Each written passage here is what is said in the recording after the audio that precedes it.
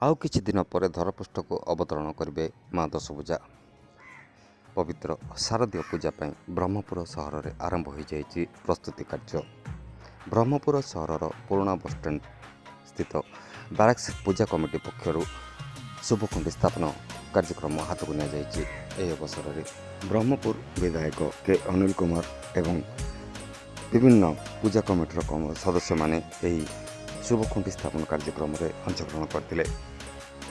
ମାଙ୍କର ଶୁଭଖୁଣ୍ଟି ସ୍ଥାପନ ପରେ ଆରମ୍ଭ ହେବ ପେଣ୍ଡାଲ ନିର୍ମାଣ କାର୍ଯ୍ୟ। ଏହା ସହିତ ବ୍ରହ୍ମପୁର ସହରର ବିଭିନ୍ନ ସାହି ଗଳି ଏବଂ ବଡ଼ ବଡ଼ ଅଫିସ୍ ଏବଂ କର୍ପୋରେଟ୍ କାର୍ଯ୍ୟାଳୟରେ ମଧ୍ୟ ମାଙ୍କର ଆଗମନକୁ ନେଇ ବିଭିନ୍ନ ପ୍ରସ୍ତୁତି ହାତକୁ ନିଆଯାଇଛି। ତେବେ ବାରାକ୍ସର ଏହି ଶୁଭଖୁଣ୍ଟି ସ୍ଥାପନ କାର୍ଯ୍ୟକ୍ରମରେ ସ୍ଥାନୀୟ ପୂଜା କମିଟି ସମେତ ବ୍ରହ୍ମପୁର ବିଧାୟକ କେ ଅନିଲ କୁମାର ଏବଂ ପୂର୍ବତନ କର୍ପୋରେଟର ଦୁର୍ଗା ପଣ୍ଡାଙ୍କ ସମେତ ପୂଜା କମିଟିର ସମସ୍ତ ସଦସ୍ୟ ଉପସ୍ଥିତ ରହି ପ୍ରଥମେ ପୂଜା ଅର୍ଚ୍ଚନା କରି ଶୁଭଖୁଣ୍ଟି ସ୍ଥାପନ କରିଥିଲେ।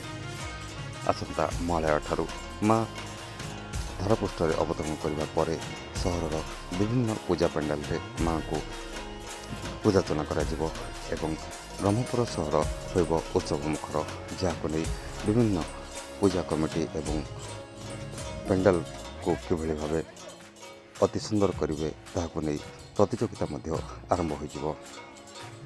ସାରା ସହର ଚିକ୍ମିକ୍ ଆଲୁଅରେ ଝଲକି ଉଠିବ।